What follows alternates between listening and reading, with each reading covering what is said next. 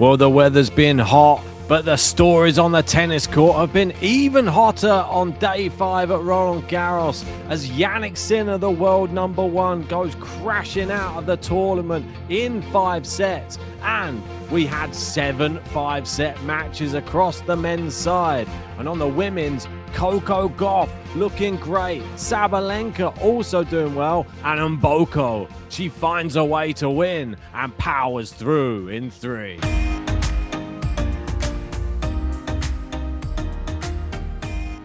That's right, and if you haven't done so yet, give us a like and subscribe to the channel. What a day we have had at Roland Garros today.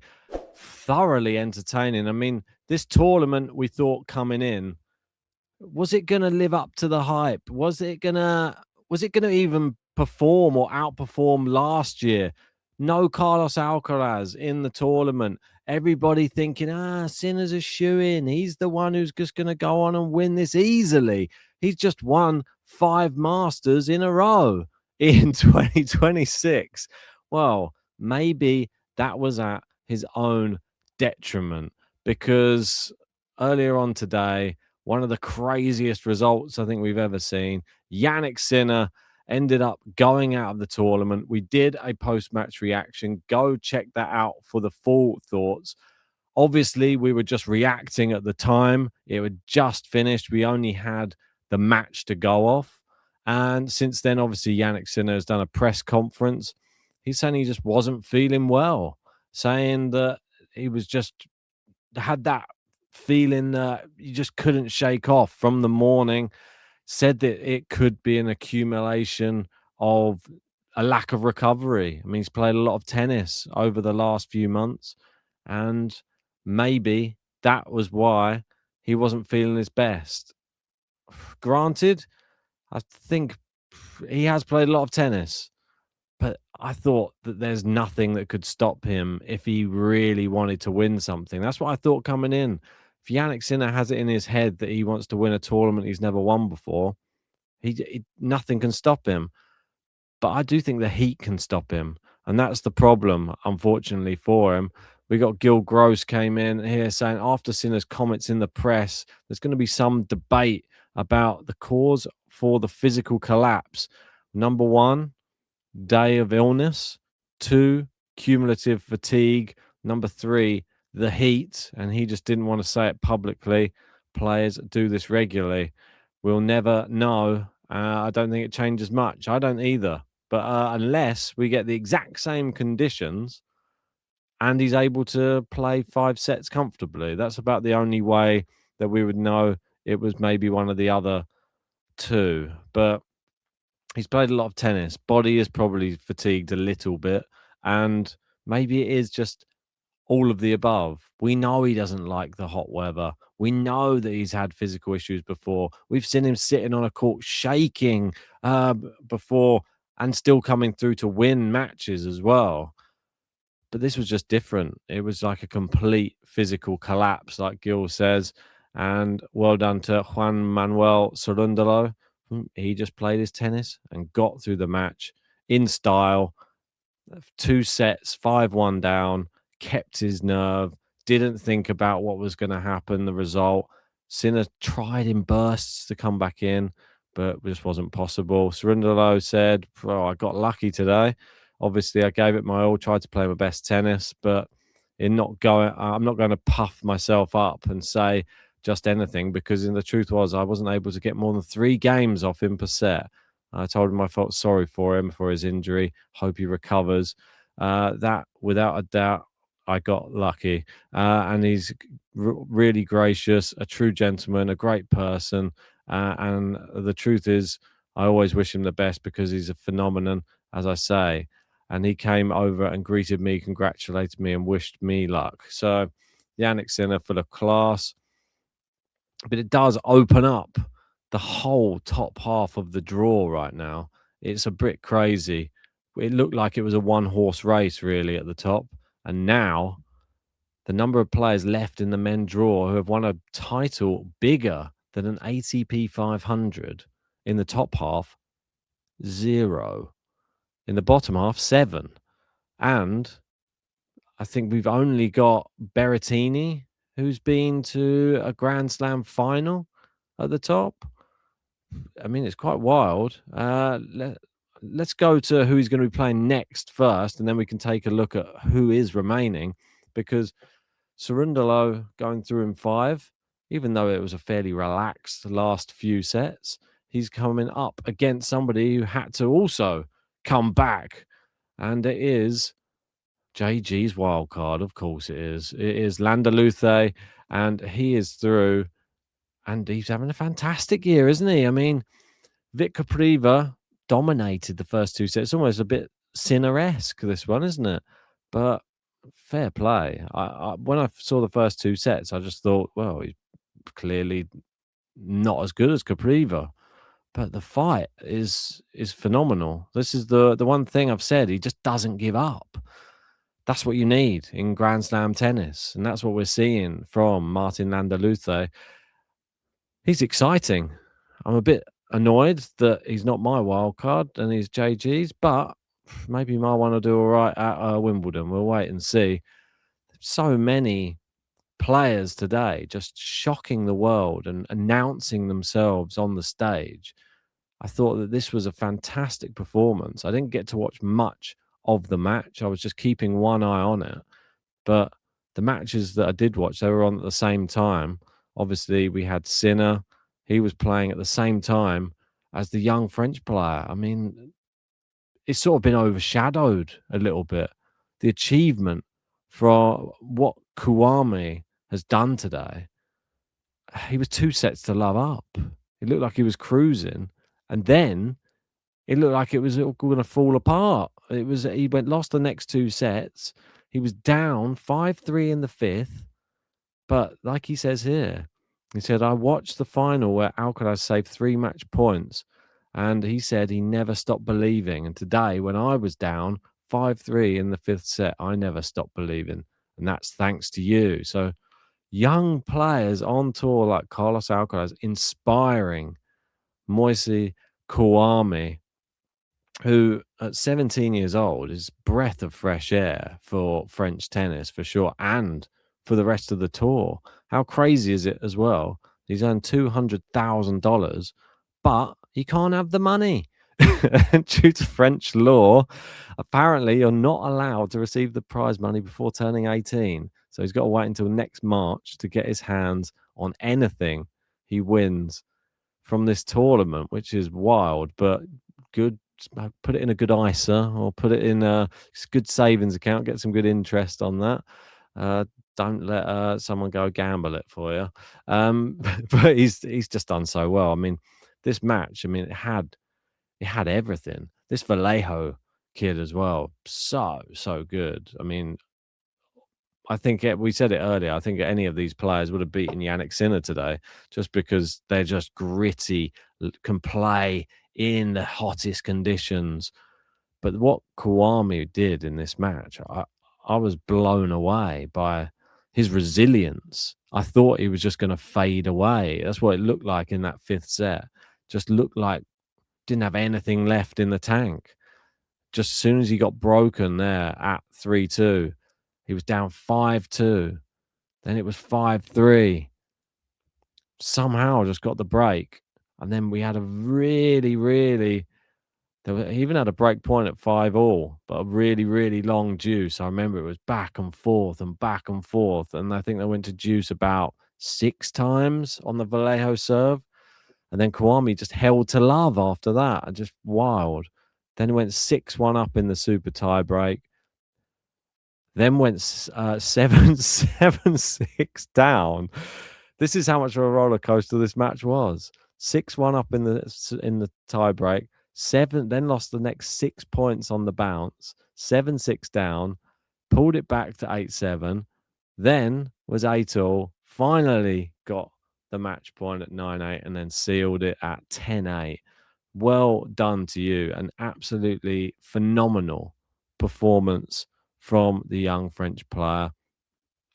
And he's I believe, the youngest player in the Open era to make it to the 3rd round of Roland Garros. Obviously, there's some younger players before then, like and Bjorn Borg and some other players as well at 16 years of age. But still, this is an incredible achievement. And he faces a player who had a walkover in the last round against Vashlo. It's Tabilo next for Kouame.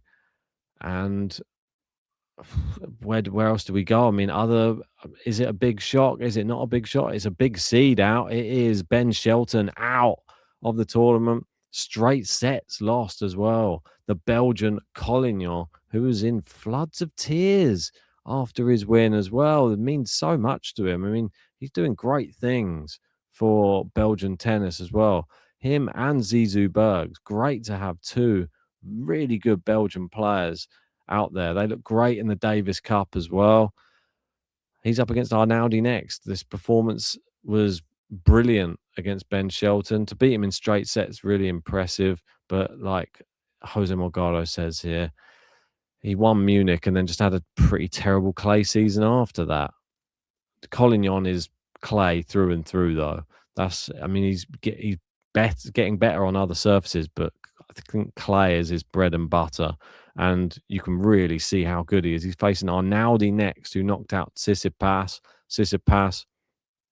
The decline continues, unfortunately for him. I don't think he's made it past. It says it here. Yeah, it hasn't made it past the third round in 8 straight majors. The last was Roland Garros, where he lost in the quarterfinals in 2024 to Carlos Alcaraz.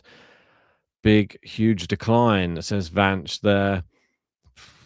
I mean, looking at some of the other players in the tour, I mean, we've been speaking about Berrettini went through in straight sets. That was a good one against Orinda Kanesh. Who else do we have? Felix seems to be just plying his trade slowly but surely. Really tough match, this one. Buddha Chaga should not be underestimated. A fantastic clay court player. Came back from a set down again. And yeah, a lot more straightforward, especially he had a 6-love and a 6-1 in there. He's flying under the radar a little bit. He's worrying me slightly. Obviously, who's he going to be playing, Felix? I'm just going to have a quick look at that. And next up is Nakashima, who went through in 5 against Van Ascher. I mean, so many 5-set matches. Who else did we have? We had Tiafoe against Hurkacz. Another ridiculously long match, that one. Obviously, Hurkacz always seems to end up in a tie break.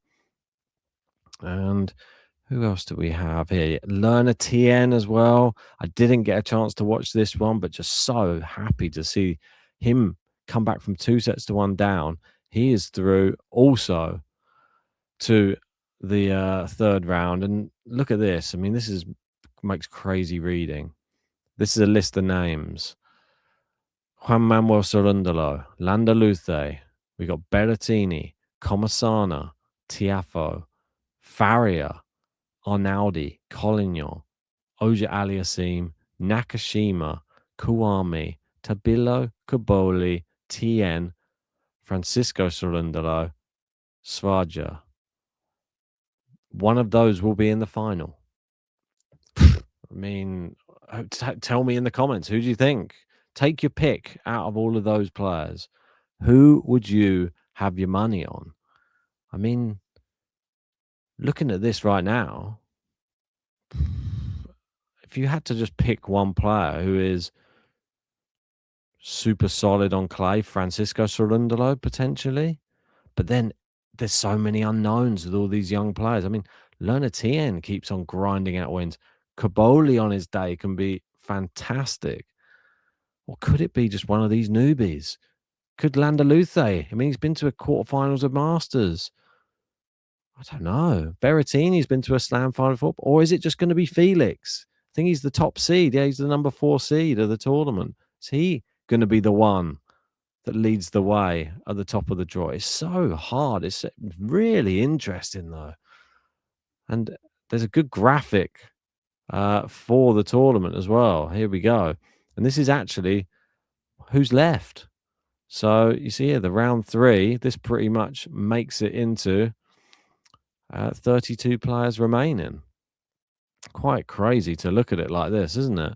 So you've got Zverev down here against Conton Alice. That's the next match there. Cerundolo versus Svaja. You expect Cerundolo. I mean, the best match for me here has to be Kaboli Tien. Absolutely love that match. Can't wait to see that one. That one I was hoping we'd get to see, but I think I feel like I'm a winner either way. I'm a big TN fan, and I've got Kaboli in my top 10. So whoever wins there, I'll be happy. Nakashima Felix. Felix might be fancying his chances there again. On the other side, I mean, Zverev, it's the big opportunity right now, surely, for him. If he doesn't take advantage right now, when will he? And this just puts so much more pressure, surely, on everyone. There's no sinner. Does Djokovic now step up the gears? Fonseca in his way. Can he get past him? If he does, probably Casper Ruud waiting. Does Casper Ruud now see this is his chance? He's been to the final twice before. Can he now finally get his hands on that Roland Garros trophy? Or is it going to be someone else completely different? They don't know. Hodar is in here as well. Potential matchup with Zverev on the horizon. It's so interesting. And that's just on the men's side. We went across to the women's and really entertaining match earlier as well. We had Sabalenka Giacomo, and the French crowd tried their best to get Sabalenka out of her comfort zone. And the first set were really competitive. Giacomo, I think she went down a break, broke back, crowd were involved.